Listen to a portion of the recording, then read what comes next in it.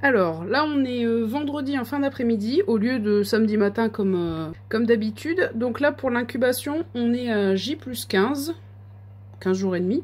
Et on va essayer de remirer l'œuf. Il me semble que c'était celui-là que j'avais pris au pif la fois dernière. On va essayer de remirer, on va au moins voir s'il a une évolution a priori normale.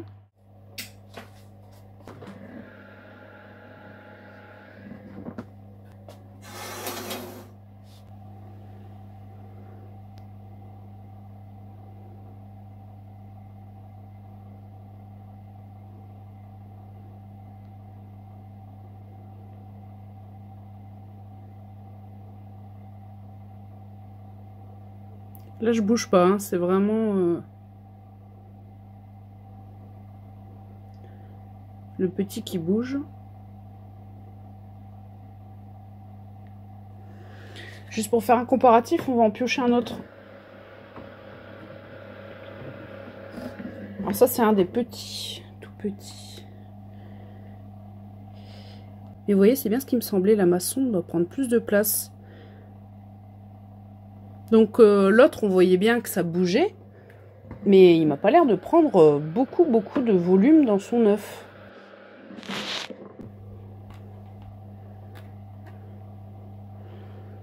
Mais regardez, celui-là c'est pareil.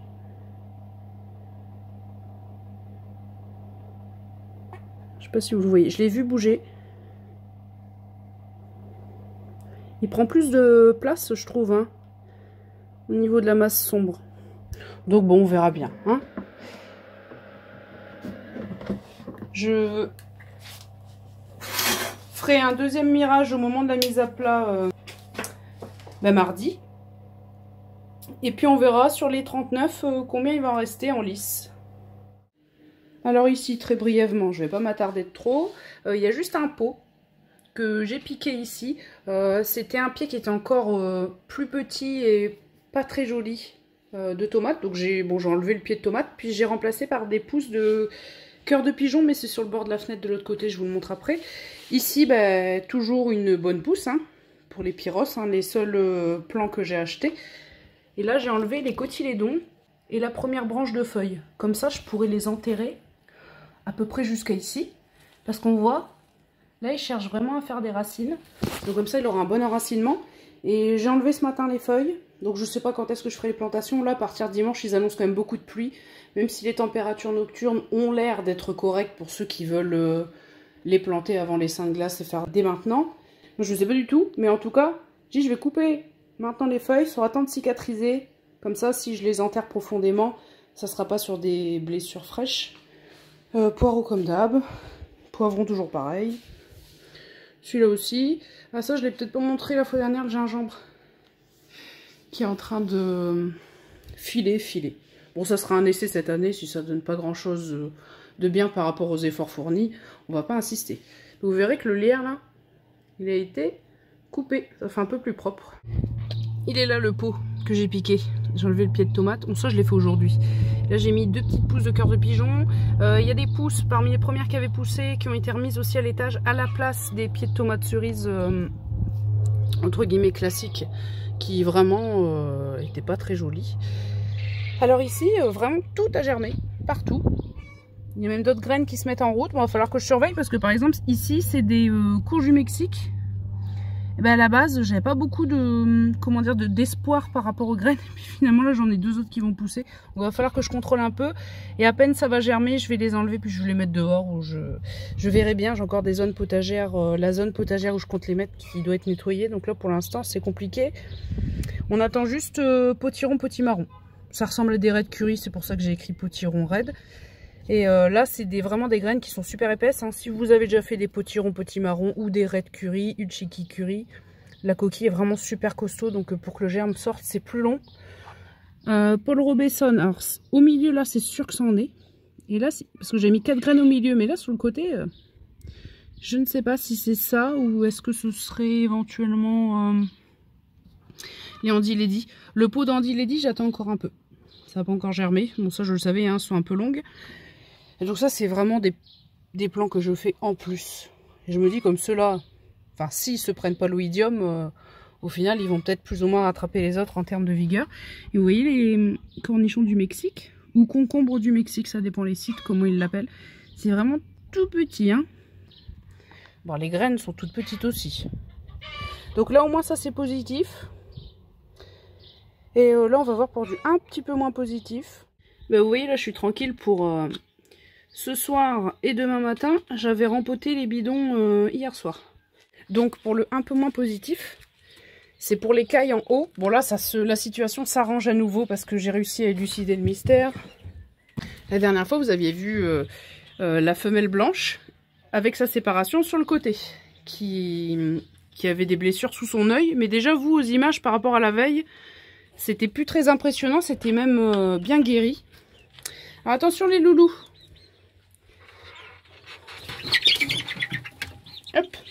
Alors là, c'est sale, hein, parce que j'y viens après. Eux, ils vont passer dehors demain. Donc on a plein de trucs à faire demain. C'est pour ça que je préfère tourner les images aujourd'hui. Et je nettoierai une fois qu'ils seront partis. Parce que d'habitude, je récure là le vendredi. Et le samedi matin, vous voyez déjà des crottes partout. Donc là, c'est vraiment pour ça que je vais nettoyer une fois qu'ils seront dehors. Donc normalement, ça se fait demain. Et le poulailler a été retapé, mais on y vient après. Donc, la femelle, le lendemain des dernières images, vraiment plus de blessures apparentes, tout s'est bien remis. J'enlève la séparation. Peu de temps après, qu'est-ce que je constate?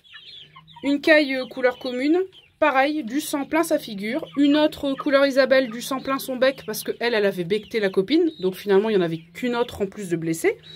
Et j'ai cru que ça venait du grillage, de la porte.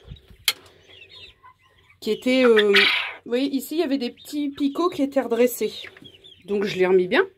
Et le lendemain matin, qu'est-ce qui se passe?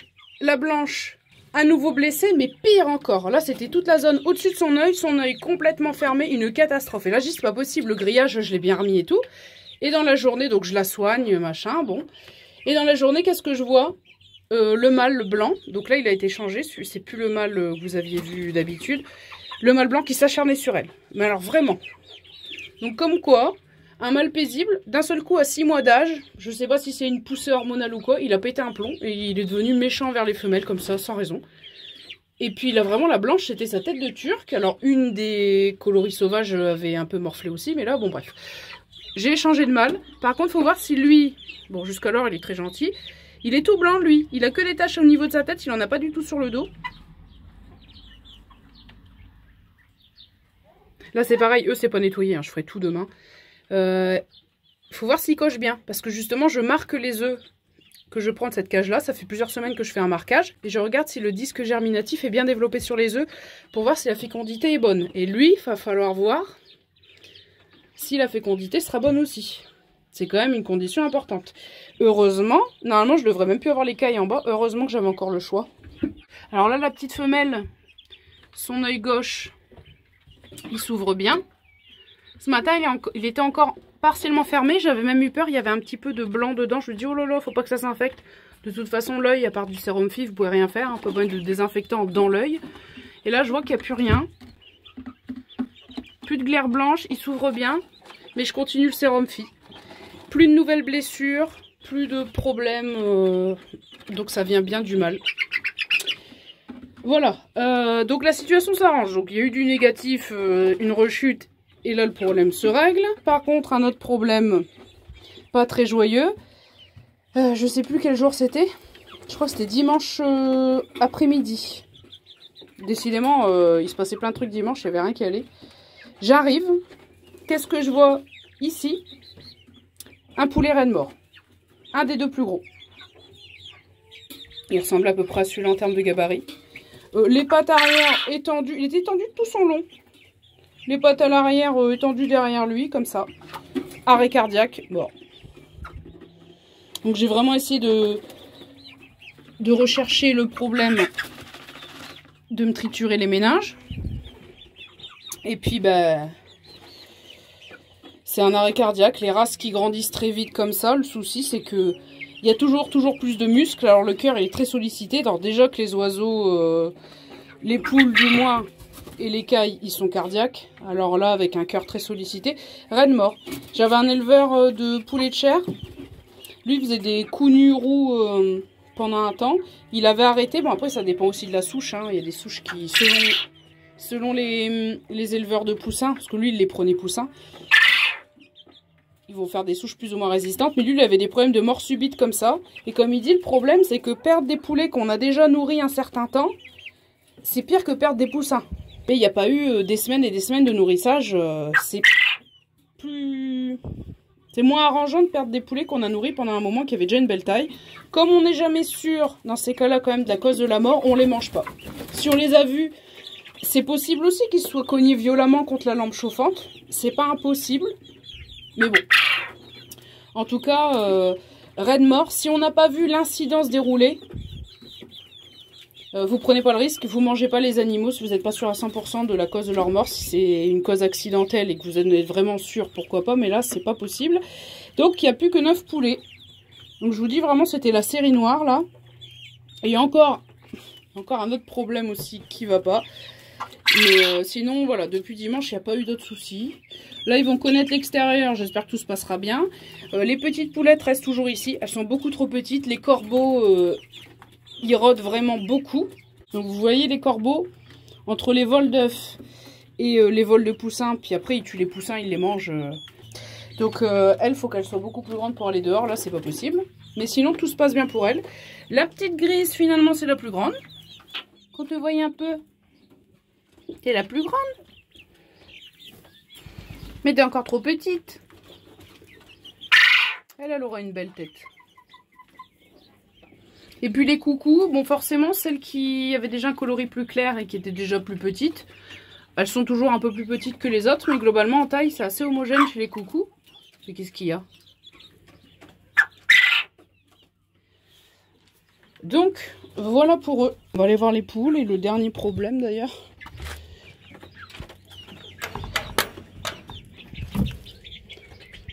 Ils sont pas là nos hirondelles. Donc on refera le crépi, après on leur refera une petite installation, un petit perchoir. Alors elles se mettent sur les fils, et bien évidemment, ça se voit. Hein. Il y avait une tentative de construction de nid aussi là. Ça c'était un nid qui s'était cassé, qu'il y avait eu. Et puis ouais, bah déjà la petite structure on la remettra, puis on fera en sorte qu'elle refasse un nid ici, après. Bon, les euchères sont pas encore morts, c'est bien. Bon alors pour la dernière mauvaise nouvelle, j'ai une Sussex qui va pas bien depuis mardi. Donc là je rappelle, on est vendredi.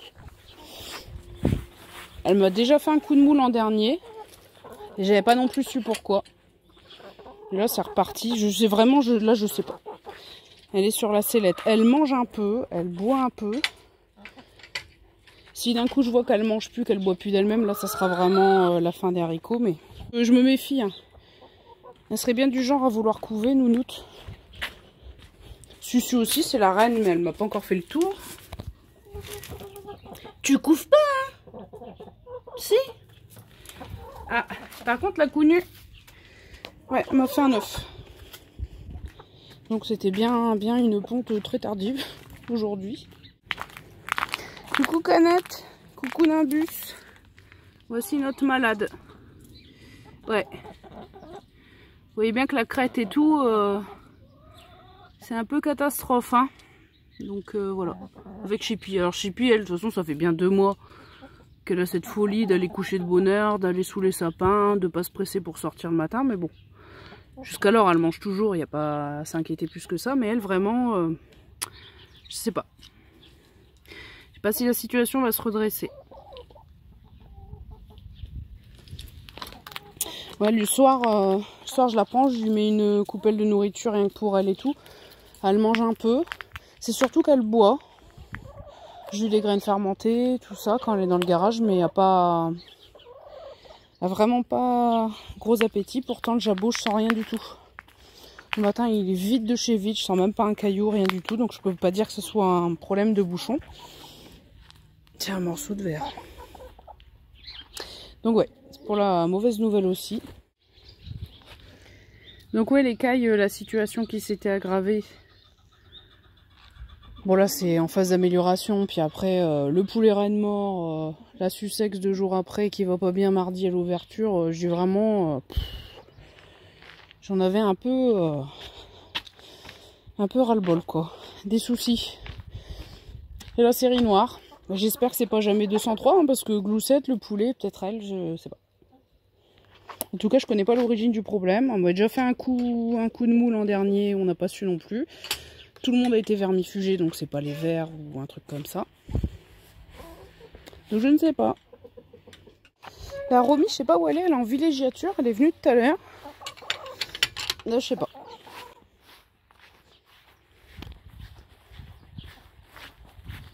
Alors pour les avancées, le poulailler, j'avais pris quelques photos. Alors au début, il a été à l'envers sur les tréteaux, le toit ouvert comme ça pour la première couche de peinture.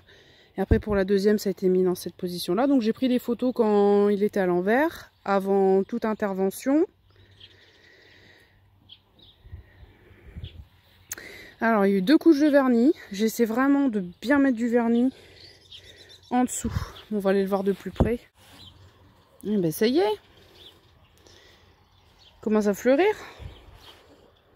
Il a quand même fallu 3 ans pour que ça fasse une belle touffe. À cause des poulets hein, qui avaient gratté et tout. Alors vous voyez ici, j'ai vraiment essayé de mettre de la peinture bien là. Hein, la zone qui est en contact avec la terre. Ça a été peint aussi à l'intérieur. Et là c'est la nouvelle porte, alors 100% en neuf. Hein. Le seul élément qui est en commun avec l'ancienne porte, c'est que il y a ici un décliqué en plus. Le grillage, c'est un nouveau qu'on a mis. Bon, c'était quand même de l'occasion. Hein. C'était le grillage à poules qu'il y avait autour de mes parterres de fleurs avant. J'ai essayé de le peindre aussi. Les crochets. Celui-là est en sens inverse. Lui, bon, il n'y a plus grand chose de droit. Hein. On a vraiment fait au mieux. Et là, on n'a pas mis grillage côté intérieur. J'espère qu'ils vont pas non plus pousser comme des zouaves. Mais c'est pour plus qu'ils se blessent, parce que de temps en temps, quand il y en a un qui est un peu embêté, taquiné par les autres, tendance à se frotter contre la porte. Et c'était la petite grise, qui est pas là, bien sûr, qui avait eu des blessures d'ailleurs en haut de son bec à cause de ça. Et donc j'ai peint l'intérieur aussi. Côté intérieur, par contre, on n'a eu qu'une couche de peinture. Ça allait. Là, c'est vraiment l'humidité de l'air. Mais il n'y a pas la pluie directe ici.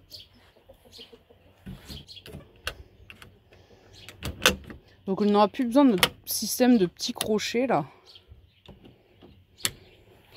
Piquer dans le sol, parce que là, avec 3 crochets, normalement, franchement, on est bon. Hein. Elle est plus costaud qu'avant. Il y a un tasseau en plus au milieu. Et ici, le souci, cette face-là, c'était les 2 pires. Parce qu'ils se prennent vraiment la pluie comme ça. J'ai dû gratter le maximum des bouts de bois qui partent. Vous voyez, parce que c'est du truc composite. Et là, c'est plus lisse à cause de ça. J'ai quand même essayé de dégager le maximum du bois qui était prêt à partir. Ici, c'était un peu plus lisse. Il y a eu moins de boulot pour enlever le bois. Mais il a déjà fallu que j'enlève tous les petits bouts de bois. La porte, c'est majoritairement monsieur là qui s'en est chargé pendant que moi, je me chargeais des peintures. Parce qu'il a vraiment horreur de peindre. J'ai dit, écoute, tant que tu gères plutôt pour la porte. Donc, j'ai vraiment déjà viré tous les petits bouts de bois. C'était presque aussi long que peindre. Et voilà, j'ai fait au mieux. En tout cas, c'est bien mieux que ce que c'était. Ici, les côtés, j'essaie vraiment de mettre la dose pour imperméabiliser, pour pas qu'il y ait... C'est l'eau qui s'infiltre là, qui fait gonfler, puis qui fait tout craquer sur les côtés. Voilà, les points de faiblesse, j'ai essayé de mettre la dose en termes de peinture. Et puis demain, il faut qu'on installe ça pour les poulets. Donc je rappelle, hein, chaque fois, les poulets, on les laisse quand même un peu enfermés dedans. Après, on les fait sortir et normalement, le soir, jusqu'alors, ça a toujours marché, ils rentrent tout seuls. Il faut déjà qu'ils aient été enfermés un peu dedans pour qu'ils sachent rentrer le soir là où on veut. Donc voilà, il y a quand même eu des choses bien qui ont avancé. Positivons. À la cave, on est en train de faire le tri. Enfin, c'est plus monsieur là, hein, pendant que moi je m'occupe des mauvaises herbes parce que j'ai du boulot. On est en train de trier les patates. Celles qui sont vraiment plus belles, toutes molles, enlever les germes, etc. Donc forcément, il y en a qui vont pousser là-dedans. Et voilà, ça c'est pareil, il faut que ce soit fait pour qu'on garde vraiment que les pommes de terre qui sont encore pas mal pour manger. Il y a peut-être mes El Mundo où je vais tenter de faire celles qui me restent. Je sais pas quoi en faire, les tout petits tubercules, je vais peut-être les mettre à plat. Bon là, il faudra déjà enlever les herbes sur la zone où je voudrais le faire. Les mettre à plat, mettre des couches de fumier de poule et après de la paille. Là, on avait récupéré de la paille ici. Et puis voir. Il poussera ce qui poussera. Et puis ça fera peut-être une zone un peu mieux à cultiver parce que là, c'est de la mauvaise terre ici parce qu'il a fallu remblayer. À la base, c'était genre de la bonne terre de forêt, puis on a remblayé avec de la terre dure. Il y a vraiment de l'argile. Par contre, j'ai pas pris les clés. Je sais pas si vous allez voir. La zone où il y a la ficelle là, c'est oignons, échalotes, ça a bien poussé. Et là, la zone, bon là, il y a des mauvaises herbes qui poussent, faut que je les enlève. Je sais même pas ce que c'est ça. Ça, il y en a beaucoup dans ce terrain là. Mais j'en avais pas d'habitude. Hein. C'est dans le terrain là qu'on a racheté qu'il y a beaucoup d'herbes comme ça, faut enlever. Et de ronces et d'orties, mais moins ici, c'est le principal. Là, j'ai mis du paillage, faut que j'enlève les herbes. Ils annoncent de la pluie, faut qu'il pleuve, parce que là, la terre, elle est dure. Hein. Dure comme tout. Hein. Voilà, avec mon plantoir, je mettrai des grains de maïs, mais il faut que la terre elle se ramollisse et qu'on enlève les herbages. Et peut-être, je sais pas où encore la zone, peut-être ici, là, il y a un peu moins de cochonneries qui poussent. Essayez les pommes de terre comme ça. Ça permettrait de nourrir une zone et puis de se débarrasser des pommes de terre. Et éventuellement d'en avoir sans trop d'efforts en plus. J'ai mis les pois gourmands. Les pois mange-tout, je suis en retard, d'habitude je le mets au mois d'avril. Mais vous allez me dire si je les avais mis plus tôt. La gelée qu'on a eue, peut-être que ça les aurait ralentis, je serais peut-être pas plus en retard que d'habitude au final. Là faut attendre, je les avais mis à tremper samedi.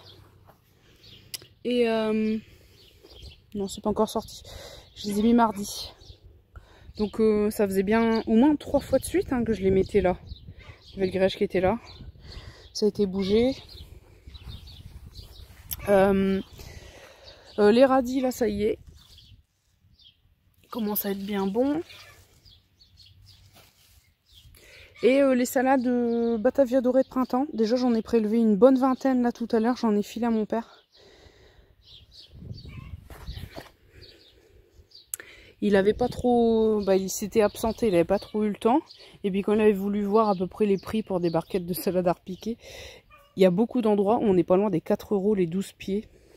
Je vous dis pas. Là en tout cas, je lui ai prélevé une bonne vingtaine de pieds. Et moi ça m'a servi là, je vous dis, de terrine géante pour après les implanter ailleurs. Mais il va falloir que je continue à dégager des zones potagères pour pouvoir les transplanter. Il y a quelques rouges grenobloises. Ça c'est moi qui les ai réimplantées donc... faut qu'ils se ravigotent un petit peu, mais il y a quelques rouges grenobloises ici, là-bas derrière, qui s'étaient ressemées toutes seules, celle-ci je crois. Et là j'ai des pommes de terre qui poussent toutes seules, et c'était pas le but. Hein. Dans le kéol, j'ai déjà coupé des tiges. Là ici, bon ça c'est des févroles, hein. C'était pas le but non plus, c'était présent dans le paillage et ils ont poussé tout seuls. C'est pareil, des févroles, je sais pas où je vais les mettre, il va falloir que j'en sème aussi. En le sachant peut-être que comme là, quand je vais enlever les pousses de blé, je vais peut-être semer un peu de févrole. Puis ça me permettra sur une même zone d'avoir les deux, févrole, pommes de terre, je sais pas encore. Mes pommes de terre, elles vont faire des fleurs là. Ça c'est que les El Mundo. Il y en a déjà là, ici, des fleurs. Donc je rappelle, là ça tombe bien, ils annoncent de la pluie. Quand les pommes de terre font des fleurs, c'est là où elles ont plus besoin d'eau. Dans le développement de leur tubercule, c'est comme ça. Et mes blanches qui s'étaient pris un gros coup de froid. Alors pire sur cette zone, ça se voit. C'est en train de bien reprendre. Par exemple, ce pied-là, il est parti de rien. Hein. Il recommence à zéro. Lui aussi. Vous voyez? En fait, la plante s'est débarrassée de ses parties de feuilles complètement cramées. Presque totalement. Et ça, c'est des vestiges. Et ça repousse. Mais la tête que ça avait, fallait garder le moral. Hein. Cette zone-là, elle a plus morflé. Par contre, les El Mundo s'en étaient bien sortis. Ici, c'était des jeunes pousses et ils n'avaient pas trop bien supporté. Mais voilà, c'est en train de repartir. Normalement, j'espère que la prochaine fois que vous verrez ça, ça ressemblera un peu à ça. J'ai du boulot. Hein. Pareil.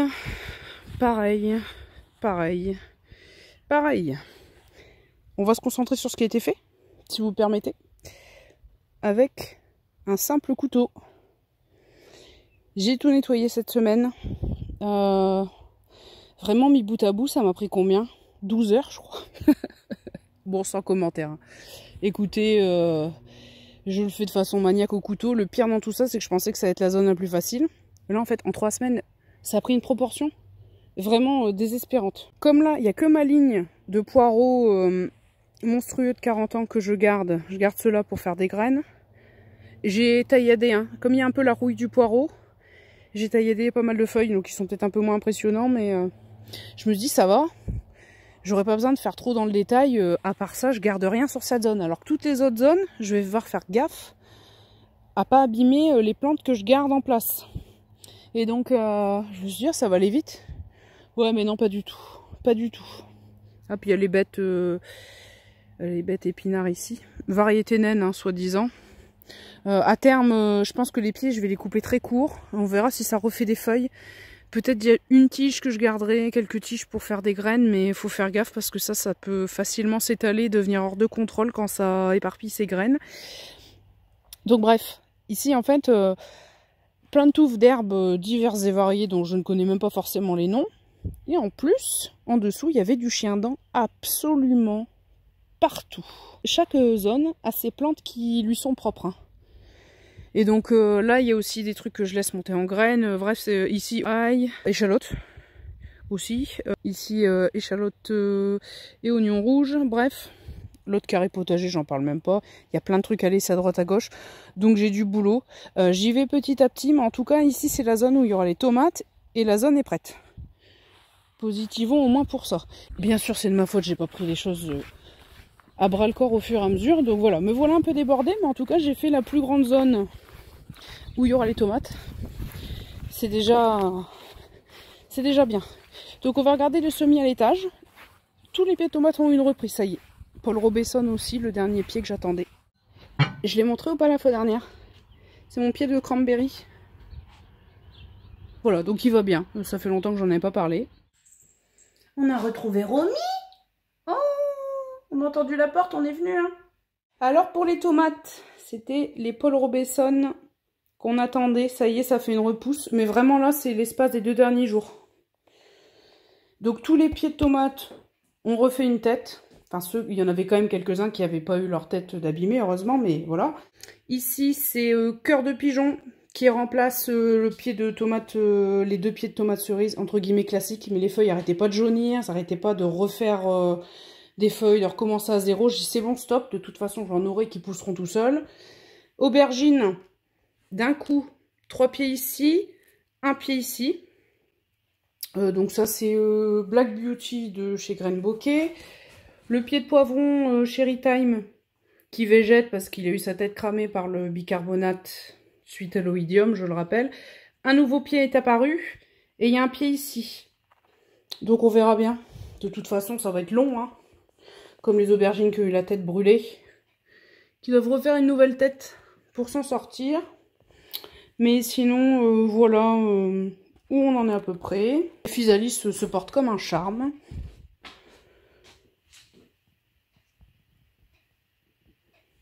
Voilà, on a fait le tour.